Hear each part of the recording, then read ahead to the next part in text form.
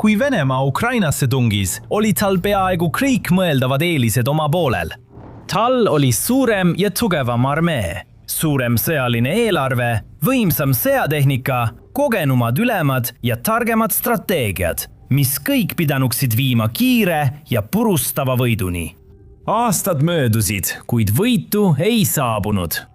Nüüd on Venemaa kulutanud rohkem aega sõdides Ukrainaga, kui legendaarne Nõukogude Liidu Punaarmee kulutas teises maailmasõjas natside vastu võideldes.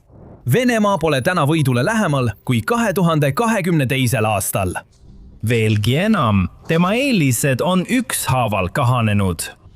Ja hasegi tema viimane eelis, võime pidada pikka kurnamissõda, hakkab aeglaselt muutuma pigem kulukaks ja jätkusuutmatuks nõrkuseks kui eeliseks. Et mõista, kuidas me sellesse punkti jõudsime ja kui suur ja šokeeriv on Venemaa enneolematu läbikukkumine, tuleb vaadata seni toimunud sõja kulgu. 2022. aasta veebruaris jälgis maailm pingeliselt, kuidas Venemaa koondas oma tohutu armee Ukraina piirile. Saistes silmitsi peaaegu ületamatute raskustega, näis Kiiev olevat täieliku kokkuvarisemise äärel. Eksperdid ja luureagentuurid üle kogu maailma ootasid, et Vene sõjamasin tungib igal hetkel üle piiri ja purustab kõik need tagasihoidlikud kaitseliinid, mida ukrainlased suudavad püstitada. Peaaegu keegi ei oodanud, et Ukraina suudab end korralikult kaitsta, mitte nii võimsa ja suure jõu vastu nagu Venemaa, kellel oli nii palju sõjalist kogemust ja nii tugev maine lahinguväljal. Tagantjärele on lihtne näha, kui ekslikud need arvamused olid, kuigi tol hetkel paistsid need loogilised. Venemaal oli sõja alguses üks maailmas suurimaid ja võimsamaid tankiparke, umbes 190 000 soomukit ning palju hävitajaid, pommitajaid, suurtükke ja muud varustust. Ukrainat ei peetud tol ajal kindlasti mingiks suureks sõjaliseks jõuks. Neil oli valida suhteliselt väikese hulga vanade Nõukogude tankide ja soomukite vahel, samuti muu varustus, mis pärines suures osas külma sõja aegadest. Ukraina kaitsetööstus oli väike, arendamata ja ei suutnud üheski olulises näitajas Venemaaga ligilähedaseltki võistelda. Tingimused loodi, et Venemaa saavutaks sõjalised eesmärgid kergesti. Tundus, et Ukraina valitsuse päevad on loetud ning Venemaa Föderaalne Julgeolekuteenistus FSB oli juba alustanud järgmiste sammude planeerimist, valmistades Kiievis kortereid ette uutele Kremlile lojaalsetele ametnikele, keda nad kavatsesid võimule tuua. Tundus, et Ukrainast saab järjekordne Moskva nukuriik, sarnasel Valgevenele, ning Venemaa president Vladimir Putin saab täpselt selle, mida ta tahab, nagu ta on varemgi korduvalt saanud. Kuid nagu ajalugu on varemgi korduvalt tõestanud, et sõda on ettearvamatu. See pole ainult numbrite küsimus, ega ka see, kummal poolel on tugevam või suurem jõud. Sõda on kaootiline, dünaamiline, pidevalt muutuv ja arenev, mõjutatud paljudest muutujatest. Isegi palju väiksem ja nõrgem jõud võib kogu maailma üllatada, trotsides kõiki ootusi visaduse ja otsusekindlusega, nagu nurka surutud haavatud loom. Just nii Ukraina tegigi. Kuigi Venemaa saavutas alguses edusamme, samal ajal kui Ukraina alles püüdis konfliktiga kohaneda, muutus olukord kiiresti. Ja kõik eeldused, mida suur osa maailmast, sealhulgas Venemaa, oli sõja kohta teinud, hakkasid koos Venemaa eelistega kiiresti lagunema. Paljud eeldasid, et Venemaa suur armee suudab Ukraina väed kiiresti isoleerida. Seda ei juhtunud, sest lugematu arv ukrainlasi otsustas vabatahtlikuna oma maad kaitsta. Paljud mehed ja naised näitasid ka minimaalse või puuduva sõjakogemusega erakordset julgust ja valmisolekut oma elu riigi eest ohverdada. Venemaa komandöörid uskusid, et nende armee jõud võimaldab neil pärast sissetungi mõne päevaga Kiievisse jõuda. See ei juhtunud.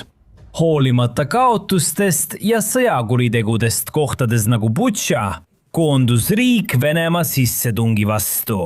See osutas tugevat vastupanu, osutudes palju kõvemaks pähkliks, kui Kreml oleks osanud oodata.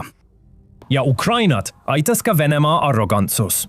Kremli komandöörid oleksid võinud ja võib-olla pidanud oma varasemat eelist paremini ära kasutama, kasutades oma palju suuremaid ja tugevamaid õhujõude, et võtta kontroll taeva üle ja sillutada tee edasisteks saavutusteks. Selle asemel läksid nad sõtta peaaegu uskudes, et võidavad niisama ning tegid selle käigus palju vigu. Nad ei suutnud oma esialgseid edusamme ära kasutada, ei saavutanud kunagi tõelist ülekaalu õhus ning hakkasid kaotama suures koguses tanke, sõidukeid ja vägesid taktikalise planeerimise ja ettenägelikkuse puudumise tõttu. Venemaa eelised ei tundunud enam nii suured ja mõjukad kui alguses. Eelised vähenesid veelgi, kui lääneriigid ühinesid ja hakkasid Ukrainat abistama, saates kõike alates rakettidest kuni õhutõrjesüsteemideni. Et aidata Ukrainal mitte ainult kaitsta oma maad ja õhuruumi Venemaa rünnakute eest, vaid ka vastulööke anda oma vaenlasele. Sellest, mis pidi olema lühike, niinimetatud sõjaline erioperatsioon, kujunes pikaajaline tavapärane sõda koos ohvrite ja keerukustega. Mõlemad pooled polnud valmis ja jõudude vahekord kaldus tasapisi Ukraina kasuks. Selle read hakkasid samuti täienema, kui üha rohkem vabatahtlikke liitus võitlusega, tasakaalustades jõudude vahekorda Venemaa tohutu armee vastu. Kiev hakkas samuti kasu saama lääne luureagentuuride hindamatutest andmetest, avades samal ajal uusi ründe- ja kaitsevõimalusi. Kui relvi ja süsteeme saabus järjest rohkem sellistest riikidest nagu Ameerika Ühendriigid, Ühendkuningriik, Saksamaa ja Prantsusmaa, suutis Ukraina isegi ise korraldada paar pealetungi operatsiooni sellistes piirkondades nagu Herson ja Harkiv. Vastuseks sellele muutus Moskva üha meeleheitlikumaks. See alustas osalist mobilisatsiooni, saatis rindele 100 000 sõdureid ja investeeris sõjatööstuse laiendamisse. Pärast kuudepikkust ränka võitlust saavutas ta Bahmuti lahingus olulise võidu. Sellest hetkest jäi sõda ummikseisu. Venemaa saavutas vaid väikseid edusamme ega suutnud vallutada olulisi linnu või asulaid.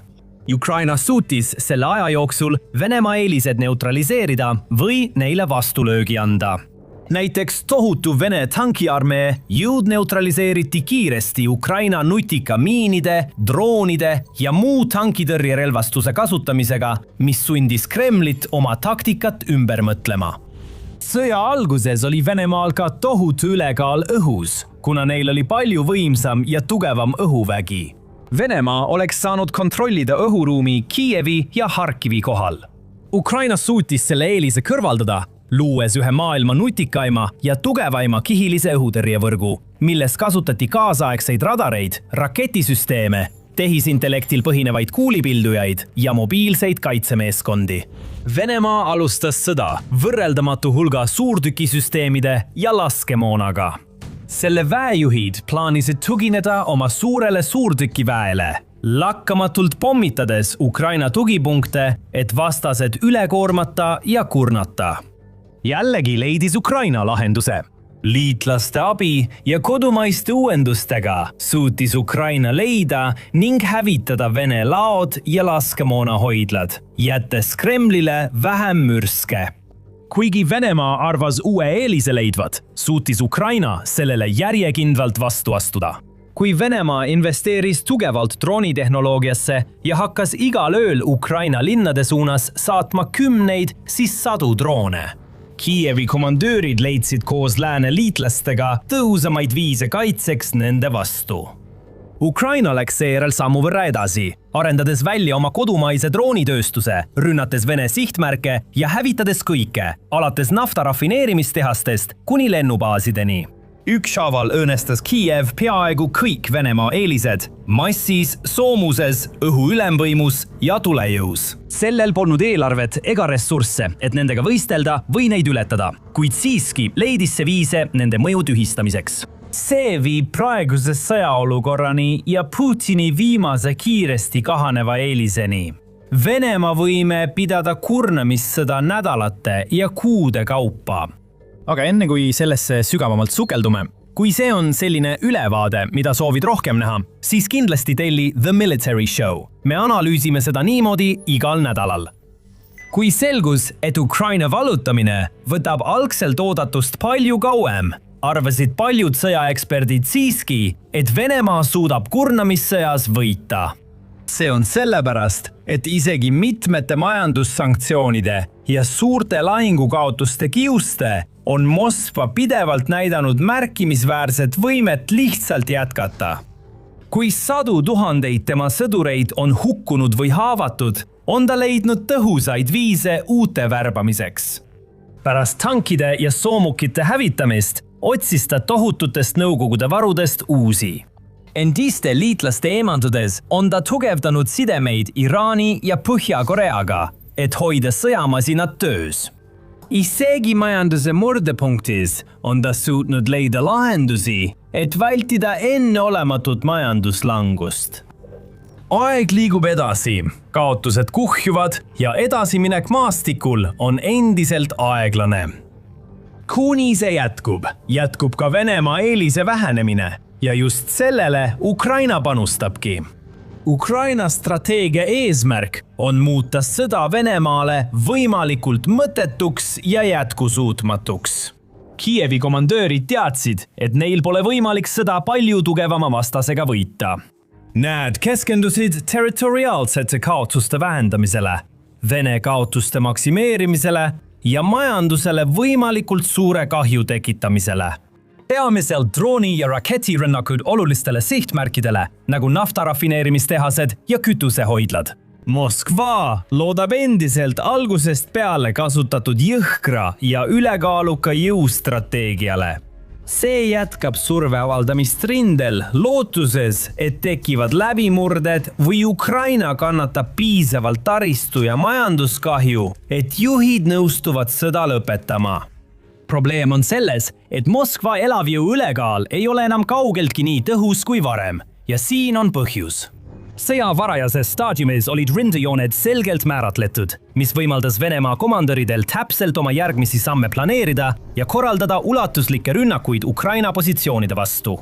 Sõja edenedes on lahinguvälja dünaamika oluliselt muutunud, jõudes punkti, kus rindejooned ei ole enam selgelt määratletud, vaid on ähmased ja läbilaskvad. Pole enam selge, kumb pool mida kontrollib. Kogu rindejoon mõjub pigem amorfse ja häguse tapmistsoonina. Droonaidega valitsetud lahinguväljal asuvad Ukraina kindlustuspesad, mida väikesed Vene üksused üritavad ümber piirata. Siinsed teed on kaetud droonivastaste võrkudega. Sõidukid on varustatud elektroonilise sõjapidamise süsteemidega ning meeleheitlikus katses droone tõrjuda kaetud võrkude, ogade ja muu käepärasega. See tsoon on veriine ja jõhker segadus. Kuigi mõlemad pooled võitlesid terve 2025. aasta kontrolli pärast, ei suutnud kumbki saavutada ülekaalu. Aga tegelikult on see palju parem uudis Ukrainale kui Venemaale. Kuna Vene väed ja ressursid on seotud tapatsoonis, ei saavuta nad olulist edasiminekut ega haara kontrolli tähtsate kohtade üle, mis võimaldaksid neil võidule liikuda. Selle asemel viskavad nad rohkem mehi ja ressursse lihaveskisse, nõrgestades järk-järgult oma vägesid. Ja kui Venemaa jätkab oma praeguse strateegiaga, lähevad nende kaotused ainult suuremaks, ilma et neil oleks selle eest eriti midagi ette näidata, sest see lähenemine ei toimi. Väikeste jalaväeüksuste ja kergelt motoriseeritud vägede kasutamisest Ukraina positsioonide ümberminekuks ei piisa vajaliku hoo saavutamiseks. Väikeste rühmade droonide eest varjumine võimaldab küll kaitseliinidest läbi murda, kuid need läbimurded on liiga väikesed, et muutuda tõelisteks läbimurreteks. Venemaa kunagine võimas ja organiseeritud pealetung, mis sõja alguses valutas suuri alasid Ukrainas, on nüüd muutunud segaseks ja sihituks rabelemiseks, mis ei suuda enam tõelisi edusamme saavutada. Ja see pole ainus probleem. Aastaid polnudki oluline, et Venemaa taktikad olid raiskavad ja hoolimatud või et nad kandsid nii tohutuid kaotusi. Venemaa suutis alati uusi mehi värvata, eesmärke täita ja mõnikord isegi 6 rohkem sõdureid värvata, kui kaotas. Seda tehti erinevate vahenditega, sealhulgas pakkudes korralikke rahalisi stiimuleid töövõimelistele meestele, kes olid valmis võitlema. Etnilisi vähemusi kasutati ära ja immigrante ähvardati väljasaatmisega, kui nad armeega ei liitu. Isegi vangid viidi kongidest välja ja saadeti rindele. Aastatel 2022 kuni 2024 need taktikad toimisid. Värbamine oli tegelikult nii edukas, et Venemaa suutis oma armeed isegi laiendada. Sõja alguses oli see umbes 190 000 meest, kuid 2025. aastaks kasvas see umbes 1,3 miljonini. 2025. aastal kulus enamik Venemaa igakuistest umbes 30 000 värvatust vaid lahingukaotuste asendamiseks. Teisisõnu, armee kasvamine peatus lõpuks. Seejärel hakkas see kahanema. Aasta lõpuks hakkas pöördumatute kaotuste arv, see tähendab neid, kes olid kas hukkunud või saanud nii tõsiselt vigastada, et neil polnud enam võimalust lahingusse naasta, ületama uute värvatute arvu. Venemaal on endiselt suur inimressursside ülekaal Ukraina ees, kuid tema armee ei suuda enam lõputult laieneda ega tasakaalustada pidevat kaotuste voogu. Kui riik ei suuda lähenevat värbamiskriisi lahendada, hakkab tema arvukus vähenema ning iga kaotus mõjub veelgi rängemalt. Kreml oleks pidanud seda ette nägema. Ta on juba aastaid kiitnud, et suudab lääne sanktsioone taluda ja võitlust jätkata, hoolimata kõigest. See arvas ülbelikult, et tema rahvas jätkab vabatahtlikult liitumist, lastes end saata hukatusse Donetskis ja teistes okupeeritud piirkondades. Hoiakud on aeglaselt muutumas. Paljud venelased, kes on valmis raha eest sõtta minema, on seda juba teinud. Järele jäänud on peamiselt need, kes ei taha liituda, pidades seda mõttetuks enesetapumissiooniks. Moskva peab nüüd kasutama muid vahendeid arvukuse säilitamiseks ja on juba kutsunud reservväelasi olulise taristu kaitseks Ukraina droonirünnakute vastu. Kuid isegi nii suurel riigil ei ole lõputult inimesi, keda appi kutsuda. Personali kvaliteet on langenud, sest paljud viimati värvatud on sõjaliselt kogenematud, mis raskendab Kremli komandööridele tõhusate rünnakute korraldamist.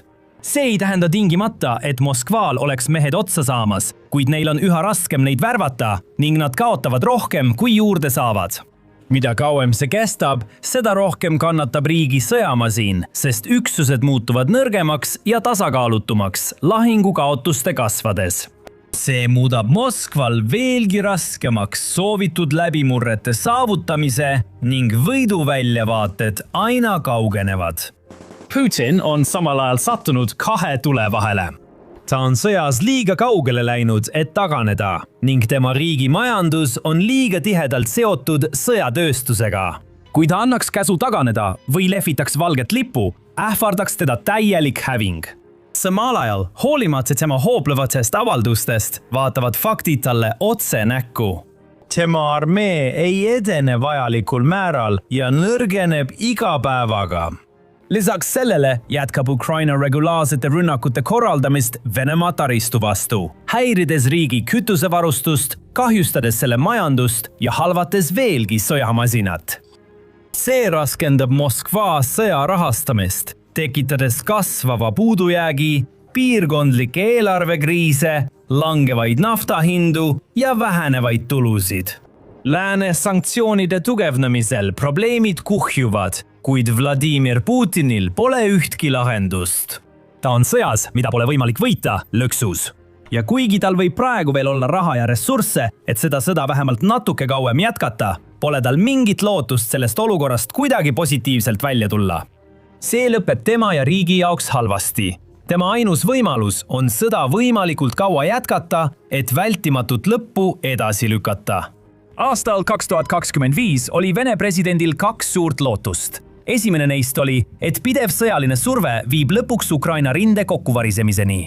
Teine oli, et USA ja lääneriigid lõpetavad Kiievi toetamise. Kumbki ei täitunud ja ei õnnestu ka see sõda. Ka Vene sõdurid hakkavad sellest aru saama. Üha rohkem neist pöörab Kremlile selja ja väljendab oma viha Putini vastu, millest saad kõike teada selles videos. Või vaata seda videot, et näha, kuidas Ukraina tähelepanuväärsed otsingu- ja hävitusüksused lammutavad Venemaa sõjamasinat tükkhaaval. Ja kindlasti telli ka meie kanal, et olla kursis kõigi viimaste uudistega sellest sõjast ja teistest olulistest sõjalistest sündmustest üle maailma.